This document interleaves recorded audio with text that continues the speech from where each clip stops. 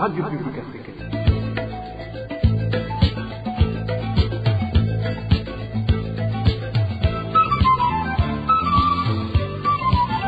Radio Publique Africaine.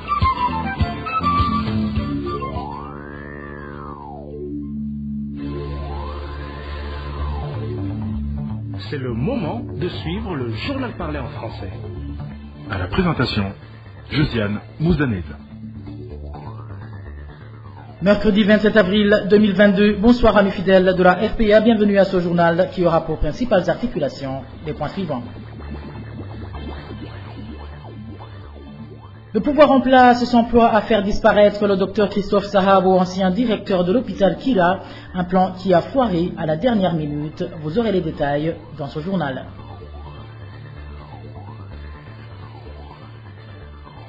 Le projet de la mise en place d'une armée visant à sécuriser l'Est du Congo est salutaire, mais contient des lacunes quant à la redevabilité des pays concernés par rapport au dérapage que pourraient commettre leurs éléments. Dans ce journal, nous vous parlerons également du vol à main armée qui a été commis ce mercredi en plein centre-ville, où des brigands habillés en tenue policière ont dérobé une somme de 200 millions de francs burundais. Voilà pour les grandes articulations. Dans quelques poussières de secondes, le développement de ces titres.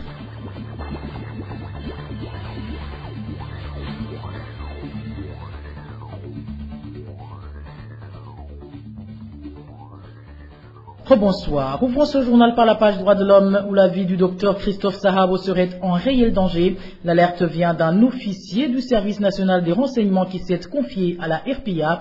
Dans un document sonore en notre possession, il s'avère que le plan de départ n'était pas l'arrestation, mais plutôt l'assassinat. Le point avec Éloge Divin Rémiche. L'arrestation du docteur Christophe Sahabo tard dans la nuit du 1er avril n'est pas anodine. Selon une source fiable au service national des renseignements, le plan de départ en ce 1er avril était l'élimination physique du docteur Christophe Sahabo. Dans un document sonore que nous ne diffuserons pas pour raison de sécurité des personnes, il s'avère que le plan a échoué quand deux éléments du service de renseignement envoyés pour l'exécution ont signalé à leur patron resté dehors que docteur Sahabo était en compagnie d'un expatrié d'origine occidentale. Il s'agissait du docteur Jean-David Pilot, président du conseil d'administration de l'hôpital Kira. C'était autour de 19h. Après plusieurs échanges téléphoniques entre certains au cadre des services de défense et de sécurité, la décision d'arrêter le docteur Sahabo aurait finalement été donnée à Alfred Innocent Mousselemo, directeur du département de la documentation intérieure qui, d'après notre source, n'était pas en ce moment loin des bureaux du docteur Sahabo. Notre source estime qu'il y aurait eu confusion entre les différentes autorités en charge de cette affaire, raison pour laquelle, révèle l'officier des renseignements, le flou règne toujours au sujet du sort du docteur dont la détention illégale reste prolongée. D'après notre interlocuteur, le régime garde toujours en détention le docteur Sahabo pour faute d'éléments en charge. Néanmoins, l'officier des renseignements révèle qu'un dossier judiciaire est en cours de fabrication, selon ses termes, pour l'envoyer à la prison centrale de Mhimba. Notre source mesure la délicatesse du dossier Sahabo par l'endroit où il est détenu. Il s'agit d'un cachot inhabituel, selon toujours notre source. Dans une lettre adressée au procureur général de la République, en date du 21 avril 2022, les avocats conseillers du docteur Sahabo se sont indignés des conditions obscures de la détention de leurs clients. Il y a 2 jours, des personnalités du régime, à savoir Alfred Innocent Mousselemo ainsi que Charles Ndagijimana, ancien président de la Cour constitutionnelle et récemment nommé président du conseil d'administration de l'hôpital Kira, tous impliqués directement dans la détention du docteur Sahabo, ont été signalés dans la capitale suisse, à Genève, où se trouve le siège de la société majoritaire dans l'actionnariat de l'hôpital Kira. Nous y reviendrons. Éloge Divin Rémiche. En page sécurité, la mise en place de la force régionale de lutte contre les forces négatives présentes en République démocratique du Congo suscite des doutes quant à la capacité des protagonistes à atteindre cet objectif. Réaction du juriste Joseph Wikanda qui signale que même si l'initiative est bonne, certains de ces pays soutiennent des groupes rebelles se trouvant à l'est de ce pays, notamment le Burundi. Et Joseph Wikanda doit souligner que le mécanisme devrait s'assurer de la redevabilité de ces pays quant au dérapage et surtout les violences sexuelles qui risquent d'être commises par leurs éléments. Suivez plutôt Joseph Wikanda, coordinateur du réseau panafricain des défenseurs des droits de l'homme. La déclaration, ou du moins l'initiative que veut mener le chef d'État et de gouvernement en formant une armée de riposte ou alors de répression contre les groupes armés en République démocratique du Congo est une initiative louable. À mon sens, l'idée est bonne, l'intention pourrait être réelle même, parce que en 25 ans, on a vu la mission de paix et de sécurité de la MONUSCO n'a pas pu éliminer ses forces. Moi, je pense à ce niveau, il faut saluer cette initiative. Mais il faut aussi se poser des questions. Ces États qui y vont ont généralement, dans certains États, ont des groupes armés jeunes d'ailleurs qu'ils soutiennent dans la partie est de la RDC. Nous pouvons noter le groupe Imbonerakure qui sévissent dans cette partie-là et qui s'y mixent comme des paramilitaires. Donc ça pose là un problème. Mais je pense que, à mon sens, le mécanisme doit aller plus loin pour s'assurer qu'il y a un mécanisme de comptabilité contre les atrocités qui peuvent déraper contre la société civile ou alors contre des personnes civiles, tout simplement. Mais également, vous savez, en matière de guerre ou de riposte de guerre, il y a ce qu'on appelle les violences sexuelles qui sont courantes. On n'a pas ce mécanisme-là justement pour pouvoir sanctionner. Je pense également que c'est juste une déclaration, mais j'espère peut-être qu'en allant de l'avant, il doit y avoir un mécanisme très clair qui doit jouer son rôle afin de débusquer toutes ces forces négatives qui sévissent sur le territoire de la RDC afin d'assurer une paix paisible dans toute l'Afrique de l'Est.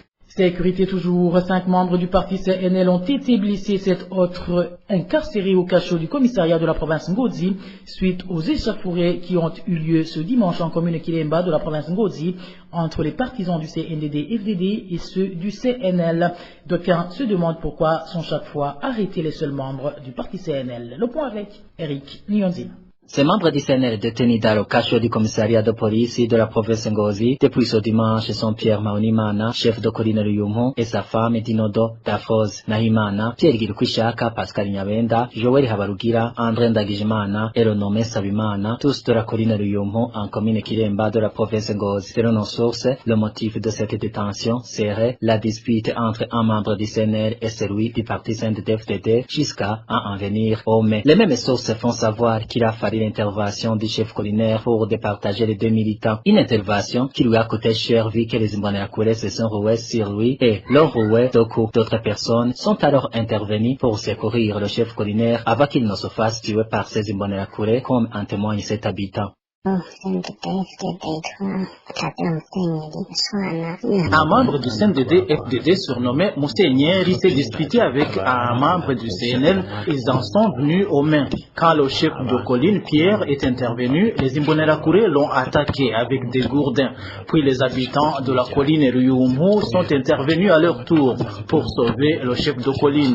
Les Imbonerakure se sont alors regroupés et ont appelé d'autres Imbonerakure en provenance d'autres collines. Il y a eu une terrible confrontation et il y a eu des blessés. Pour le moment, les habitants de la colline Ruyumho sont en colère car ils disent ne pas comprendre pourquoi seuls les membres du parti CNL ont été appréhendés alors que les 2 camps ont participé à ces affrontements. Ce qui nous surprend, chaque fois quand il y a des échauffourées entre les membres du CNL et ceux du CNDD-FDD, la police intervient en compagnie des mêmes Imbonerakure, partie prenante aux violences, et seuls les membres du CNL sont arrêtés. Cette pratique de la police est affligeante. Personne n'est au-dessus de la loi. La même source dans la commune Kiremba parle de 10 membres du CNL victimes de violences physiques qui ont fait recours à l'administrateur communal mais en veut la détention des opposants au sein de DFDD en cas d'actes d'intolérance ont été signalés dans les localités autres que Kiremba. En effet, des détentions ont été documentées sur la colline Murengeza de la commune Gihanga de la province Bubanza et de la commune Mohuta de la province Rumonge, toujours suite à des affrontements entre membres du CNDD-FDD et ceux du CNL. Merci à toi Eric Nyonzima. Les informations qui nous sont parvenues aujourd'hui font savoir que les 7 membres du parti CNL ont été transférés ce mardi à la prison centrale de Ngozi. Une courte pause et nous parlons société. Je vous le disais en titre, une somme d'argent estimée à 200 millions de francs burundais a été volée le matin de ce mercredi dans la zone Roriro, commune Mukaza de la mairie de Bujumbura. Les bandits qui ont commis ce forfait étaient en tenue policière de l'API, une police chargée de protéger les institutions. Plus de détails avec Elvis Niomongue. C'était vers 8h45 minutes de son mercredi, quand des bandits armés à fumer en tenue policière de l'API et à bord de deux véhicules double cabine de couleur blanche ont poursuivi une voiture Probox de couleur noire. Arrivé à l'endroit situé nord-ouest de l'avenue Melchior Ndadaye, l'un des deux véhicules double cabine a coupé la priorité à son Probox. Ces bandits ont par la suite brisé le vitre de son véhicule à l'aide d'un canon. Selon notre source, le chauffeur a essayé de crier au secours, mais ces voleurs ont pris dans un laps de temps le montant estimé à 200 millions qui était dans un sac avant de s'emparer de la clé contact du véhicule Probox. Par chance, aucune des trois personnes qui étaient dans ce Probox n'a été blessée. Les témoins qui ont assisté à la scène épuissamment regrettent que les policiers qui gardent le mausolée de fait le président de la DMTO ne soient intervenus qu'après plus de 40 minutes. Pendant ce temps, les brigands traversaient la ville sans aucune inquiétude. C'est toujours notre source. Ce Probox venait de la société chargée de la distribution de l'eau potable Aquavie et appartient à l'homme d'affaires Dino de Lionel, alias Raja. Merci à toi Elvis Nyomungiri. En page gouvernance, les conséquences de la mauvaise gestion de l'octroi des passeports commencent à se manifester. Les nécessiteux font savoir que ça fait des mois qu'ils reportent leur voyage, y compris ceux qui ont besoin d'aller se faire soigner à l'étranger. Ils demandent aux autorités habilitées de trouver une solution durable à ce problème. Les détails avec Marc Nyonga. Au moment où l'octroi des documents de voyage est émaillé de favoritisme et de corruption depuis l'année passée 2021, plusieurs conséquences se manifestent à l'endroit de ceux qui ont des voyages à effectuer. Ce citoyen indique que le plus souvent ces voyages sont reportés sans tenir compte de leur importance. On reporte souvent des voyages et on perd énormément d'argent. Supposons par exemple qu'on doit prendre un vol vendredi et qu'on va chercher un vélo passeport. Ce voyage est directement oublié. Celui-ci donne l'exemple de ces voyages qui sont souvent reportés. Vous comprenez donc bien que si par exemple on veut aller se faire soigner, étudier ou pour un autre motif à l'extérieur du pays, tout ça devient impossible.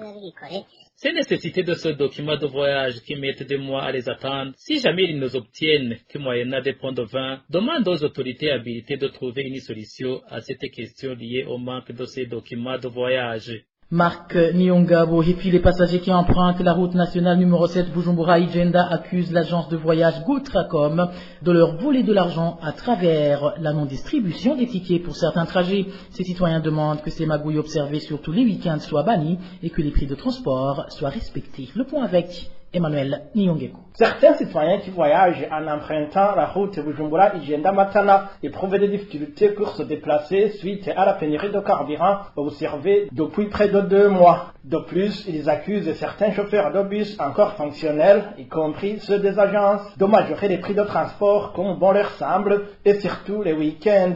Un des citoyens qui emprunte souvent cette route nationale numéro 7 témoigne. Quelqu'un qui se rend à Matana, surtout le week-end, peut payer un ticket de 20 000 francs alors que le prix officiel est de 7 000. Même les bus des agences de voyage profitent de cette situation, mais avec plus de stratégie. Par exemple, si on veut se rendre à Matana, on dit qu'il n'y a pas de ticket pour ce trajet et que les tickets disponibles sont de Bujumbura, Rutana, où le ticket est de 10 000 francs. Nous sommes alors contraints de payer ces 10 000 francs burundais. Ça dépasse vraiment l'entendement. Ces voyageurs indexent l'agence Gotracom d'être à l'origine de ces magouilles pour leur extorquer de l'argent au vu et au su des autorités administratives. Il y a l'agence Tramwest, Memento et Gotracom. C'est cette agence Gotracom qui fait ces magouilles de cacher les tickets du trajet Bujumbura-Matana pour distribuer ceux de Rutana. Pourtant, les responsables administratifs ne font rien. Auparavant, ils ont sanctionné 2 bus pour avoir exigé 12 000 francs pour le trajet Bujumbura à Rutana. Mais cela n'a rien changé. Nous ne voyons pas quoi faire. Ces citoyens demandent que ces magouilles soient bannies et que les prix de transport soient respectés. À ce propos, la rédaction de la RPA a tenté de joindre le patron de l'agence Gotracom à la personne de Damien Higachika, surnommé Zilanote. Son téléphone est sonné sans que personne ne décroche. Et voilà, c'est sur ce reportage de mon confrère Emmanuel Niungeko que nous mettons fin au journal en français de ce mercredi 27 avril 2022.